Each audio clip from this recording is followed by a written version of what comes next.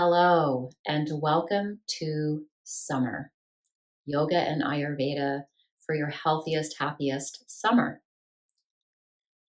Summer is ruled by fire and water, the Pitta dosha, the elements of Pitta, fire and water. And thank goodness for the water, right? We need that. Although I will say the last couple of days since summer solstice, it's been mostly water, and I wouldn't mind a little fire, although the humidity has been really high. So it's been interesting. And it will continue to get more and more interesting as we continue to experience the effects of global warming and climate change.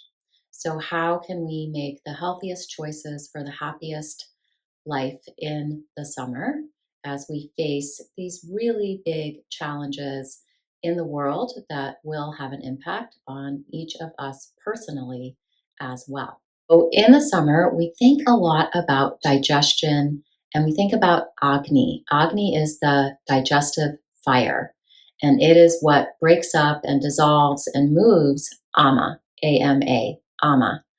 Ama is what we tend to gunk up our systems with. It is blocking things, it's obstructing things, it's basically toxins gathering in our systems and just sitting there and not moving. So, as far as digestion goes, we want to start thinking about that even before we open our mouths and put the food into it. It starts when we're actually planning our meals. And then when you go into the store to buy the ingredients for your meals, really staying focused, which should be easy to do in the summer with this Pitta energy. Pitta is very focused. So staying really focused on the ingredients that you want to nourish yourself with. What is really best for your digestive system? And we're also thinking about the core and samana vayu in terms of digestion. You want to have a strong core that really contains and lifts up all the digestive organs, keeps them in place. So we want a strong mula bandha, pelvic floor lift, and uddiyana bandha, lifting up through the low belly. So all of these things come together so that we can have a healthy summer. The other thing that happens in the summer is that it's busy and we have so much to do, so many people to see, so many experiences to have.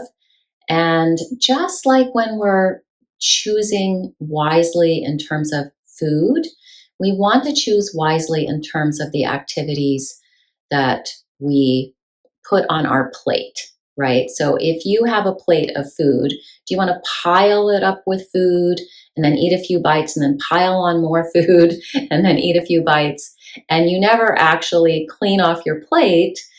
That would be gross. And yet we do that to ourselves in many ways, even in terms of eating food. We do that to ourselves. It may not happen quite that literally, but on some level, we're not really giving ourselves time to eat all of our food and then digest it properly. So that is the challenge in the summer, right? It's just having enough time to do everything. So we really want to slow things down. We want to maintain the Agni, we want to maintain that digestive fire, but we need to relax as well. And I would say a huge part of that relaxation is knowing when to say no. I don't have room on my plate for that. I can't fit everything in, it's just not possible. So choosing wisely, not just your food, but also your experiences and activities so that you have enough time to digest your experiences as well. So that is a different kind of digestive energy than the Agni is definitely very much for the physical digestion of food. But we want to be able to digest our experiences as well. So taking the time for meditation, for restorative yoga, and choosing wisely. Again, what are we going to put on our plates, both literally in terms of food and figuratively in terms of our experiences. And one way to help you choose wisely is to ask these questions. What really nourishes you?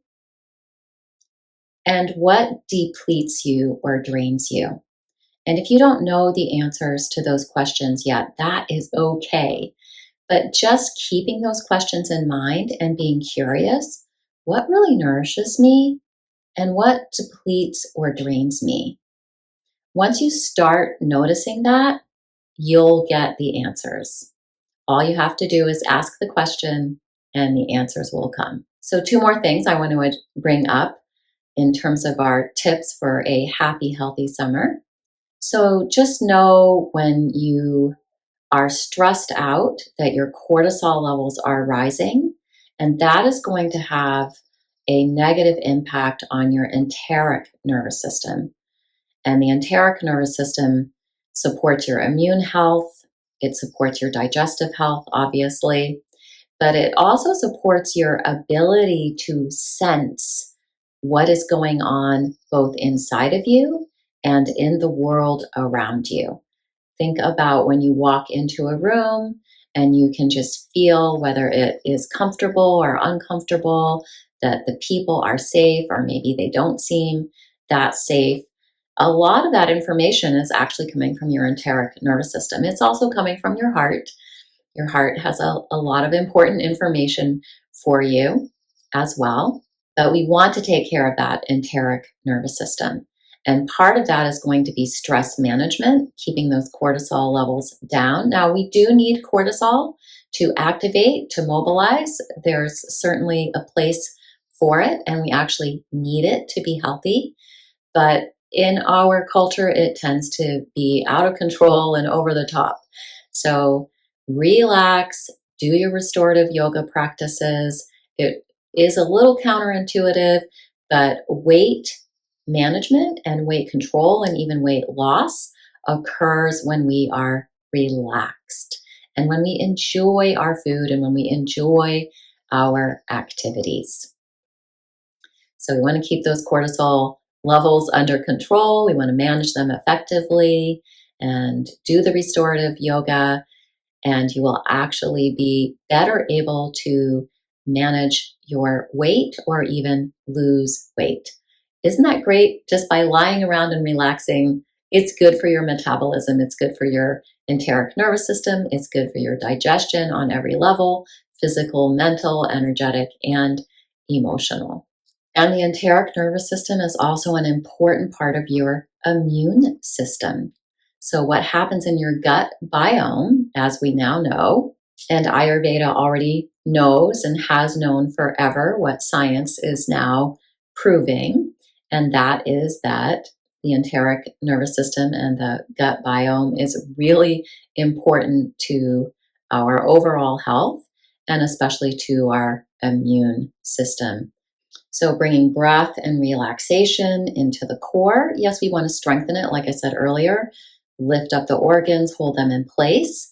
But we also want to be able to really relax that area when we bring breath and relaxation through our yoga practice into this whole area. It is so good for us. It keeps us healthy, keeps us from getting sick, or if we do get sick, it will help us to recover more quickly. We want to choose nourishing foods that are in alignment with the time of day. So we're going to eat differently in the morning than we do in the middle of the day, than we do in the evening, and also the time of year. What is the season?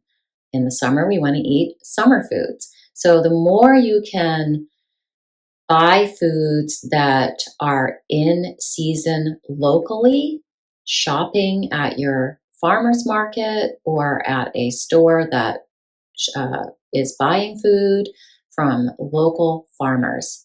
We are supporting the planet on so many levels when we do that. So the food isn't having to be shipped all over the place.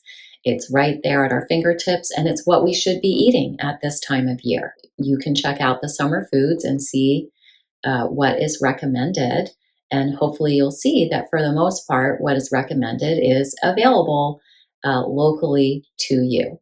The stage of life is also key. You can eat a lot more when you're younger. You have a great metabolism, you're more active, etc. But, right or sometime between 40 and 50, things slow down. And usually around 50, I hear, especially women, but men also say that, and all the other, the non binary gender options that are available now, in no matter which one you are, when you hit 50, it's like your metabolism comes to a screeching halt. So you actually need to be a little more active, but not necessarily in a more is more kind of way, but less is more kind of way. So you may not be able to be as active as you were when you were younger, but you're going to choose more wisely. Again, you're going to choose more wisely your activities and your food. You probably will have to eat less calories. And again, Ayurveda offers so many low calorie, nutrient dense, healthy foods. It's just an amazing system in terms of the foods that are recommended. And as you age, you want to get a lot more calcium into your diet. Women will need more fiber as they age.